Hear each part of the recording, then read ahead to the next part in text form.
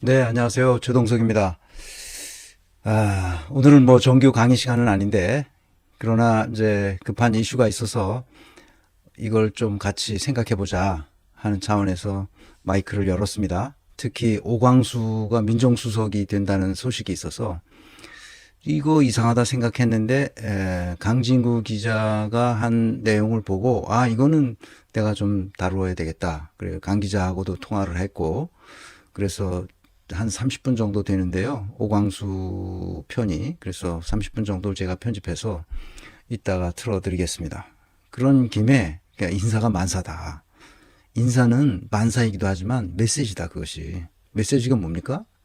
우리는 이렇게 간다 하는 것을 온 국민에게 알리는 메시지거든요.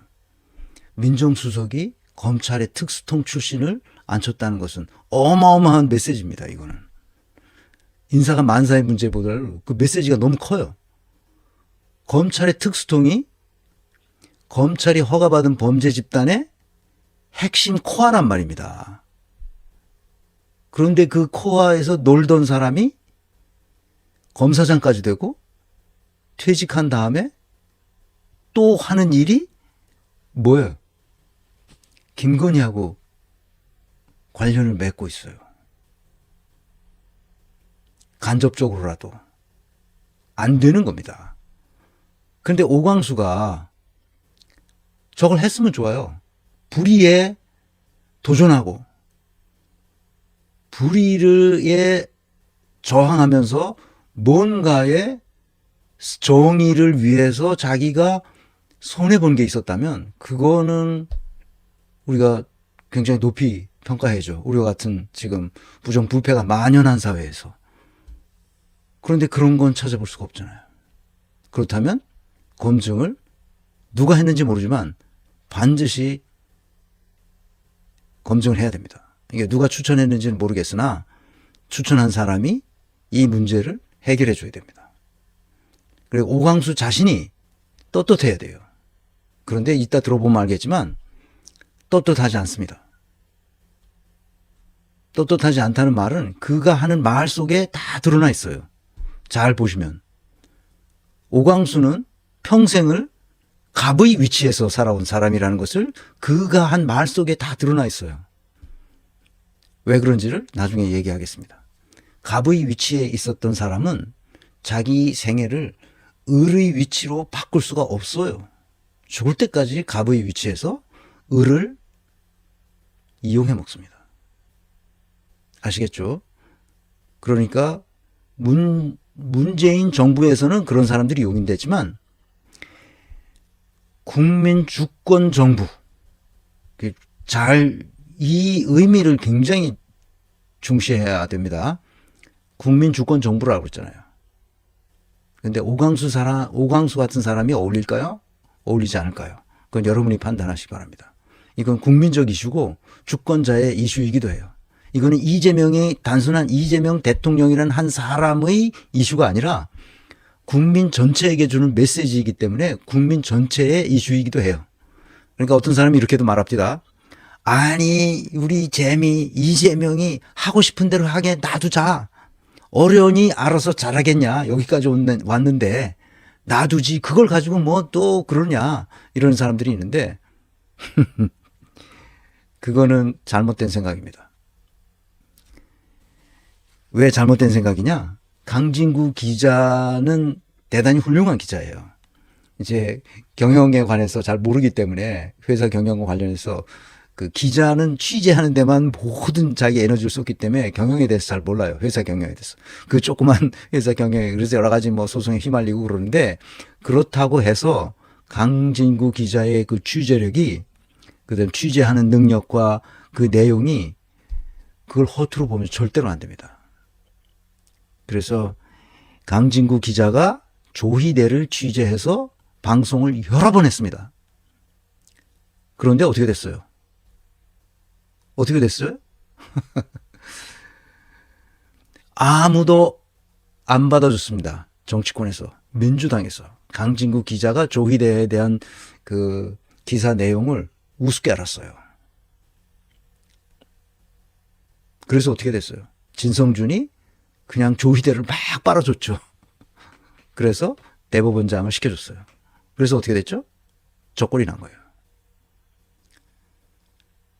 그러니까 리스크 관리를 전혀 할 줄 모르는 거예요. 그러니까 경영학적인 마인드가 없는 거예요. 참. 그러니까 민주당은 조심해야 됩니다. 예, 이런 게 한번 걸리면, 그러니까 오광수가 민정수석을 했다고 쳐. 그럼 검찰 개혁이 제대로 되겠습니까? 그럼 문재인 시즌 2가 될 거 아니야. 문재인이 잘못해서 이렇게 된 거예요. 그 문재인 마음대로 해라 그랬잖아 그때. 우리는 문재인 보유국이다 뭐 어쩌고 저쩌고. 아유, 무슨 인이 뭐 어쩌고 저쩌고 해가지고 나라를 들어 먹은 거예요.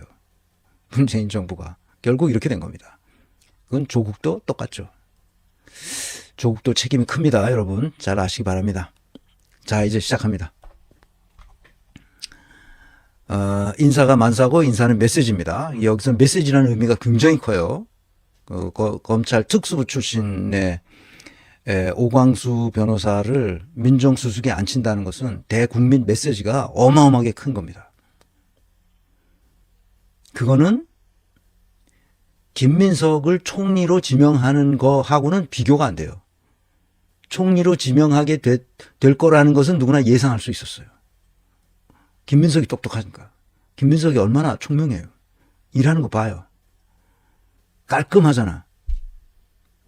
그러니까 총리로 추천되고 총리로 지명되는 것은 누구도 반대하는 사람이 없어요.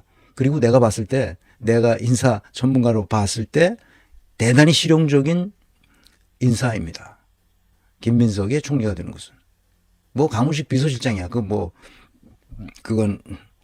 논평할 게 없고 그냥 그거는 마음대로 쓰시라. 그거는 이재명 대통령의 취향에 따라 쓰시는 거다. 얼마든지 할 수 있죠. 그렇지만 민정수석은 전혀 다른 겁니다. 얼마든지 거기서는 대통령을 속여 먹을 수가 있어요. 요리할 수 있습니다. 누가 그랬어요? 윤석열이 그랬잖아요. 그래서 조금이라도 그런 관계에 있지 않은 아주 유능한 사람은 얼마든지 있습니다. 하필 왜 특수부 출신 검사장, 그것도 태도를 보면 갑질 태도가 몸에 배 있는 사람이에요. 자, 봅시다. 오광수는 아닌 것 같다. 이재명 정부 초대 민정수석으로 오광수 변호사가 사실상 확정됐다고 언론에 나왔습니다. 내가 그걸 보고 이거 이상하다. 내가 찾아봤어. 그랬더니 아니 이게 특수부 출신이야. 검찰 특수부 출신이야. 이상한데? 그런데 이재명 대통령의 사법연수원 동기에다가 정성호하고도 같이 잘 알고 어쩌고 저쩌고 나왔어요. 일각에서 검찰 출신 이력에 우려를 표시하고 있고 정무수석은 김병욱 정무수석 김병욱은 그거는 그저 일반 우리 민간인한테는 큰 그 메시지가 될 건 없고 김병욱이 다들 괜찮다고 말하는 것 같아요. 난 김병욱에 대해서 잘 모르기 때문에. 근데 오광수의 과거 경력으로는 국민 주권 정부의 이미지를 망칠 우려가 있죠. 그래서 나는 페이스북에 이렇게 썼어요.